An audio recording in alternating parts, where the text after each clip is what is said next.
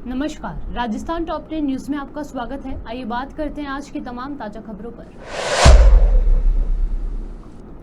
राजस्थान के प्रतापगढ़ जिले के धरियावद उपखंड के मुंगाना गांव में बीती रात महाराणा प्रताप चौराहा प्राथमिक विद्यालय के समीप गाडोलिया लोहार दंपति के कान रात्रि में चोरों ने दोनों कान काटे और 2 तोले की सोने की बालियां ले उड़ी। परिवार का रो रो कर बुरा हाल है। परिवार ने रात्रि में मुंगाना पुलिस चौकी में सूचना दी।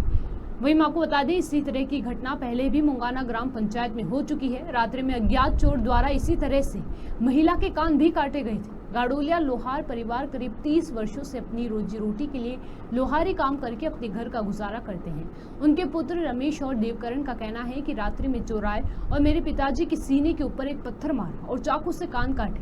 लहूलुहान हालत में हम निजी अस्पताल में इलाज करवाया और दोनों कानों के टाँके लिए। एक कान पर 7 टाँके आए हैं और दूसरे कान पर 5 टाँके आए हैं।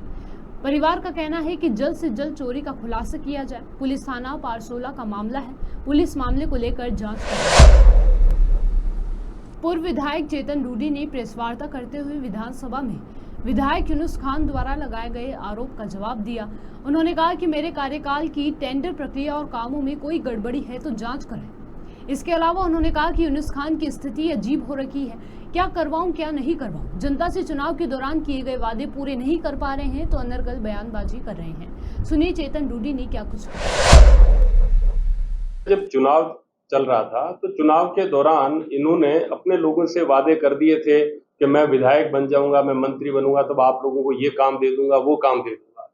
मेरे विधायक रहते हुए मेरे समाज के कुछ बच्चे या अन्य समाजों के कुछ बच्चे उन्होंने टेंडर लिए, टेंडर प्रक्रिया के तहत लिए।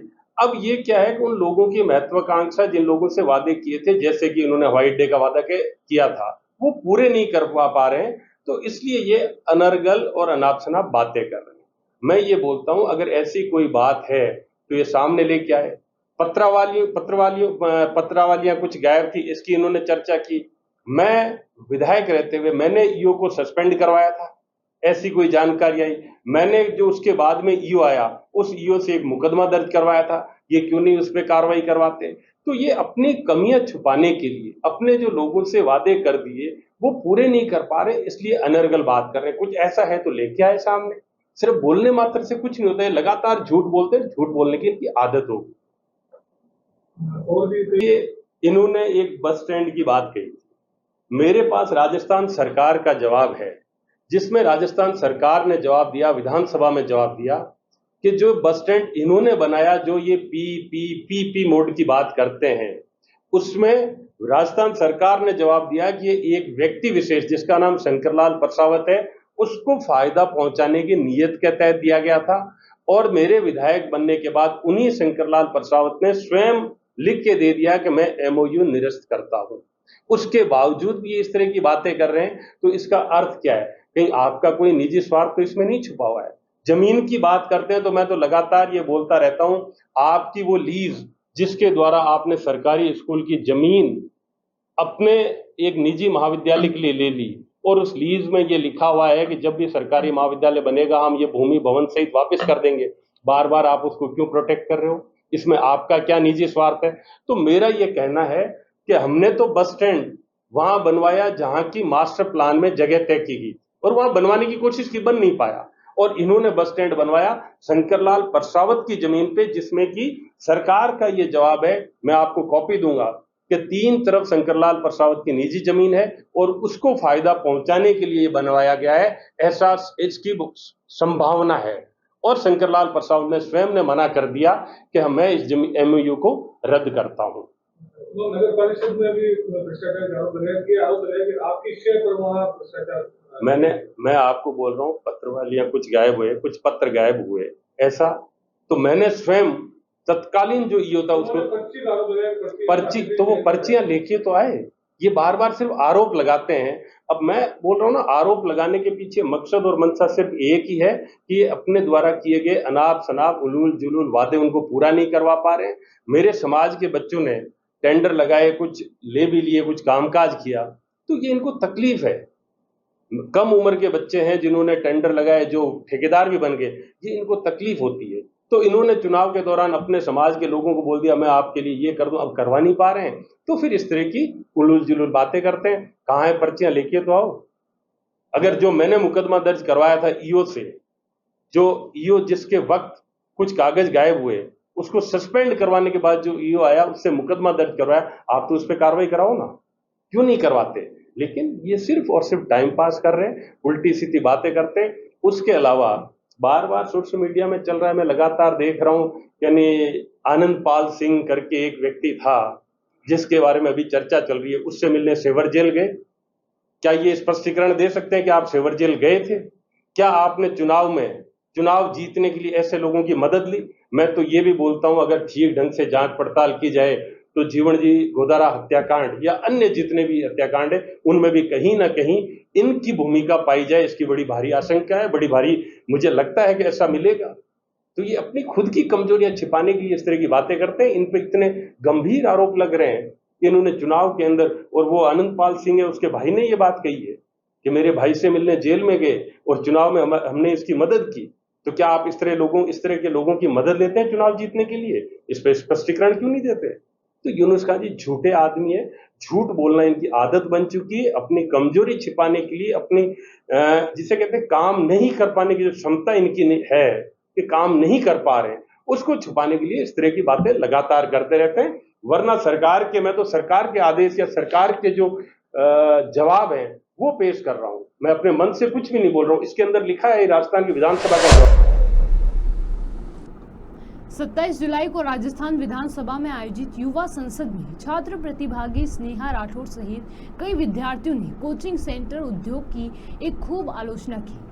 छात्रों ने संस्थाओं पर लाभ संचालित संस्थाएं बनाने का आरोप लगाया और उन्हें छात्रों और अभिभावकों के प्रति शिकारी दृष्टिकोण वाली धन छाप मशीनों की तरह बताया। उनके भाषण में हाल ही में हुए नीट पेपर लीक कांड पर भी चर्चा की गई, जिसमें व्यवस्थागत खामियों और छात्रों और कोचिंग उद्योग के बीच अस्वस्थ गतिशीलता को उजागर किया गया। उन्होंने छात्रों के अवसाद के बढ़ते मसलों पर गहरी चिंता व्यक्त की और उन पर लगाए जाने वाले अत्यधिक दबाव और अवास्तविक अपेक्षाओं की ओर इशारा किया। आत्महत्या। A 16-year-old JEE student attempted suicide in Kota. हम सब सोचते होंगे इसने सुसाइड अपनी स्टडी प्रेशर्स के लिए की होगी, लेकिन इसके पीछे जिसका हाथ है उन्हें हम कुछ नहीं बोलते। कोचिंग सेंटर्स, जी हाँ, coaching centres. In spite of knowing the error in the functionality of these coaching centers, we do not say against anything. महोदया, भारतवर्ष में आजादी के पश्चात धर्म और शिक्षा के व्यवसायीकरण हो गया है। शिक्षा अगर दान देने की वस्तु है तो उसका व्यवसायीकरण क्यों? कोचिंग इंस्टीट्यूट्स की अलग सेंटर्स में अलग फीस क्यों? The classes in these coaching centers have been divided on the basis of the students' intelligence level. Brilliant students have been taught by excellent faculties and receive concession in their fees, whereas the average students are taught by average faculties and have to pay higher fees. ऐसा भेदभाव क्यों? जब सब students का एक ही लक्ष्य है तो उनमें भेदभाव क्यों करते हैं? Malpractices have occurred. IIT Kanpur में मीटिंग 7 बजे से लेकर 7:30 बजे तक चली और उसके पश्चात ही ये घोषित किया कि IIT का पेपर कैंसिल है। मीटिंग पेपर लीक की वजह से हुई थी। पेपर लीक एक कोचिंग इंस्टीट्यूट के एक्स्ट्रा क्लास में लीक की गई थी। ऐसे कोचिंग इंस्टीट्यूट्स के वजह से हमारे दूसरे बच्चों का रैंक एंड स्कोर्स अफेक्ट होता है, yet we don't speak against them. The coaching centres should be monitored by the government officials. The coaching centers teach only core subjects to them, whereas the students have to appear for other languages as well. Coachings को ये लगता है कि वो उन्हें entrance test के लिए तैयार कर रहे हैं, लेकिन उनकी 12th का क्या? उन्हें अपनी सिलेबस में रीजनल लैंग्वेजेस भी ऐड करना चाहिए। The coaching centers have unplanned schedules with the students studying for 18 hours a day, 7 days a week with no time for leisure. Psychology के हिसाब से a student cannot study for 18 hours a day without going into depression, which can eventually lead him to suicide and feel lonely. Government को coaching centres के लिए एक time table schedule करना चाहिए। In January this year, the Union Ministry of Education issued strict guidelines that institutions cannot issue misleading government advertisements about guaranteeing ranks and good marks. फिर भी भारत के हर एक गली में आपको एक ना एक कोचिंग के होर्डिंग जरूर दिखेंगे। इनमें कितनी सच्चाई है हमें क्या पता, हम तो वैसे भी अंधे की लाठी नहीं, अंधे खुद बन चुके हैं। धन्यवाद अध्यक्ष महोदया। किसी महान व्यक्ति का कहना था कि युवा के विकास की परिकल्पना उस वट वृक्ष के समान है जिसकी जड़ें हमारी पुरातन संस्कृति हो, जिसका तना हमारा लोकतांत्रिक मूल्य हो, जिसकी शाखाएं हो सबका साथ, सबका विकास और सबका विश्वास, युवा कौशल जिसकी पत्तियां हो, जिसे सींचे हम अपने परिश्रम से और फलस्वरूप हमें मिले विकसित विश्वगुरु Bharat. As quoted by Mahatma Gandhi, live as if you were to die tomorrow and learn as if you were to live forever. These words remind us that education is not merely about acquiring knowledge, but continuous growth throughout our lives. Do you know what Lord Macaulay once said in British Parliament? He said that it is nearly impossible to rule India, but if they succeeded in breaking our backbone, our education system, then they'll succeed in breaking our entire nation, and that's what they did, and that's what today's coaching institutions are doing. They are prioritizing rote learning over true understanding, thus reducing education to a mere race for marks. आज के coaching संस्थानों ने गुणवत्तापूर्ण शिक्षा को हर नागरिक के मौलिक अधिकार से एक विशेष अधिकार बना दिया है। चिंतित माता पिता की नजरों में ये कोचिंग संस्थान पैसा छापने की मशीन बन गए हैं जो छात्रों और अभिभावकों की असुरक्षाओं पर गिद्ध दृष्टि लगाए हुए हैं। आपको यह जान के हैरानी होगी कि हमारे देश के प्रतिष्ठित कोचिंग संस्थानों में 120 से भी ज्यादा छात्रों के लिए केवल एक अध्यापक नियुक्त होता है। क्या यह पर्याप्त है? साथियों, याद रखिए, संघर्षों के साए में इतिहास हमारा पलता है। जिस और जवानी चलती है उस और जमाना चलता है। हमें जरूरत है मजबूत नियम बनाने की ताकि यह कोचिंग संस्थान पारदर्शी रूप से संचालित हो और छात्रों की भलाई को प्राथमिकता दें।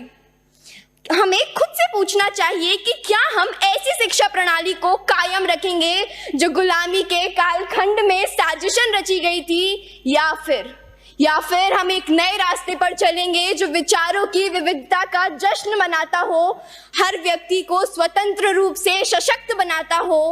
अंत में मैं बस यही कहना चाहूंगी कि वसुधा का नेता कौन हुआ, भूखंड विजेता कौन हुआ, अतुलित यशक्रेता कौन हुआ, नवधर्म प्रणेता कौन हुआ, जिसने न कभी आराम किया, विघ्नों में रहकर काम किया, विघ्नों में रहकर काम किया। The erosion of trust of people in the government is the main reason as a threat to our democracy.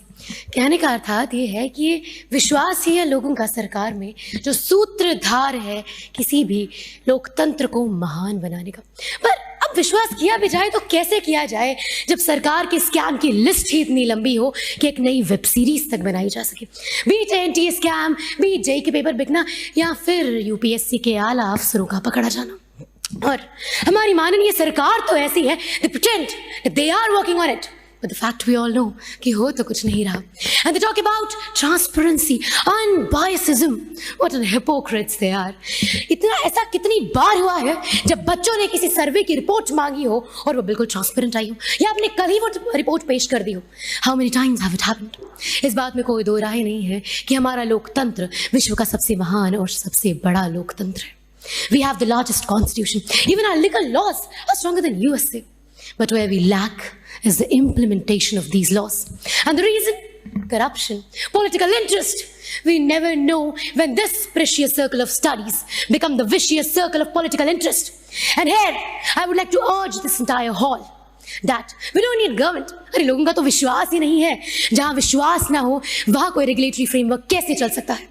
When people are dying, when the kids are dying, how can you say कि आप कोई regulatory framework देंगे और लोग उसको अंधाधुंध विश्वास करेंगे? Never. We need an independent body. It's an era of specialization. People study child psychology, criminology. For that matter, we can have 2 lawyers who have studied the educational laws very well.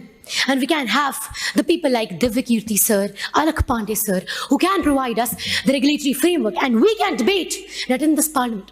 सरकार भी आ गई, लोग भी आ गए, because masses का विश्वास सरकार के साथ तो नहीं है. They trust these people. And we want the trust. We need this independent body. By the way, अगर government इतनी strong हो सकती थी, then why the change to CBSE to NT? CBSE have taken a lot of steps. They have conducted an entire re-NEET. because of 44 boys. Now that's what a government should say. And that what a government should do. ना कि केवल झूठे वादे करना, क्योंकि ये तो सदियों से होते आ ही रहे। आपका अनबायसिज्म हम जानते हैं, आपका अनबायसिज्म हम पहचानते हैं। At the end, I would like to urge to the government that please, once again, please appropriately mention child health in your guidelines and focus on the child welfare, quality education over money and your political interest, just enrollment and literacy. This is all we need. And as an opposition leader, देखिए मैं भी आप पे विश्वास नहीं करती, तो लोग तो क्या ही करेंगे। लोगों का विश्वास पाने के लिए चीजों को सही करना पड़ता है, बातें और वादे नहीं किए जाते, उन वादों को पूरा भी करना पड़ता है। ये बच्चों की जिंदगी है, कोई मजाक नहीं जिनके साथ हम खेलें। और आपके रेगुलेटरी फ्रेमवर्क्स के लिए we are very sorry, please work on them and have an independent body which people trust, not your vicious cycle of money sir. Thank you. विधानसभा में विधायक धारीवाल द्वारा विधायक संदीप शर्मा पर अमर्यादित बयानबाजी करने के खिलाफ केथुनी पोल चौराहे पर भाजपा युवा मोर्चा नेता हरीश राठौड़ के नेतृत्व में विधायक शांति धारीवाल का पुतला लेकर लालबुल चौराहे पर केथुनी पोल थाने तक रैली निकाली। कार्यकर्ताओं ने धारीवाल के खिलाफ जमकर रोष व्याप्त था। केथुनी पोल पहुंचकर रैली सभा में बदल गई। सभा को संबोधित करते हुए भाजपा युवा मोर्चा नेता हरीश राठौड़ ने कहा कि विधायक धारीवाल का मानसिक संतुलन बिगड़ गया है और वो कभी रेप करने वाले मर्दों को बताते हैं, कभी एयरपोर्ट के नाम पर लोगों को। यूपी सीएम योगी आदित्यनाथ से जुड़े मीडिया के सवाल पर बोले कि जयंत चौधरी, ऐसी कोई बात नहीं है, आप मसाला लगाओ, लेकिन ऐसा कुछ नहीं है, हम परिवार की तरह काम कर रहे हैं। जयपुर दौरे के दौरान जयंत चौधरी ने कहा कि हम जीते हैं, कुछ लोग हारे हैं। विपक्ष की अपनी भूमिका होती है, लेकिन सत्ता पक्ष की अपनी जिम्मेदारी। परिवार में आपस में थोड़ी बातचीत होती रहती है। जोधपुर में होने वाले हाईकोर्ट प्लेटिनियम जुबली सेमिनार में पूरी तैयारी हो चुकी है। कोटा सांसद और Lok Sabha speaker Om Birla Jodhpur advocate association की ओर से होने वाली हाईकोर्ट प्लेटिनियम जुबली कार्यक्रम में शिरकत करेंगे। दूसरी बार लोकसभा स्पीकर बनने के बाद ओम बिरला का जोधपुर का पहला दौरा। राजस्थान के मुख्यमंत्री भजनलाल शर्मा ने बड़ा फैसला लेते हुए ERCP eastern Rajasthan canal project योजना में जमीनों की नीलामी को निरस्त कर दिया है। राजस्थान सरकार में मंत्री किरोड़ी लाल मीणा ने नीलामी में गड़बड़ी को लेकर सीएम शर्मा को शिकायत भेजी थी, जिस पर मुख्यमंत्री ने अब कार्यवाही की है। सीएम के आदेश पर जल संसाधन विभाग ने बीकानेर और अलवर में हुई नीलामी को निरस्त कर दिया। बहरोड विधायक डॉक्टर यशवंत यादव ने जन सुनवाई की, जिसमें विभिन्न मुद्दों पर चर्चा हुई और लोगों की समस्या का समाधान हुआ, जिसमें डॉक्टर विधायक ने पानी की समस्या, बिजली की समस्या को लेकर गंभीरता से लेते हुए इनका निदान करने का आश्वासन दिया। झालावाड़ काली सिंह डैम के 3 गेट खोल दिए गए। 3 गेट खोलकर 20,853 क्यूसेक मीटर पानी छोड़ा गया है। गेट के पानी छोड़ने के बाद सहित काली सिंह नदी के पुलियाओं पर पानी आया। गागरों सहित 1 दर्जन गांव का जिला मुख्यालय से संपर्क कटा है। एमपी में हो रही बारिश से डैम में लगातार पानी की आवक जारी है। जिला प्रशासन अलर्ट मोड पर है। डैम का सायरन बजाकर लोगों को अलर्ट किया गया है। प्रदेश में आगामी दिनों में मानसून के सक्रिय होने से कई जिलों में अच्छी बारिश देखने को मिलेगी, जिससे लोगों को उमस भरी गर्मी से राहत मिलेगी। पिछले 24 घंटों में पूर्वी राजस्थान में अधिकांश स्थानों पर और पश्चिमी राजस्थान में कुछ स्थानों पर मेघ गर्जन के साथ हल्के से मध्यम वर्षा। रविवार को भीलवाड़ा, बारां, झालावाड़, कोटा, चित्तौड़गढ़ और सवाई माधोपुर जिले में कहीं कहीं भारी बारिश और भीलवाड़ा जिले में कहीं कहीं अति बारिश होने की दर्ज की गई है। राजस्थान में सर्वाधिक बारिश भीलवाड़ा के कोठड़ी में 127 मिलीमीटर और पश्चिमी राजस्थान में बीकानेर में कोलायत में 55 मिलीमीटर बारिश दर्ज की गई है। राजस्थान टॉप 10 न्यूज में आज के लिए सिर्फ इतना ही। देखते रहिए पॉपुलर टीवी। धन्यवाद।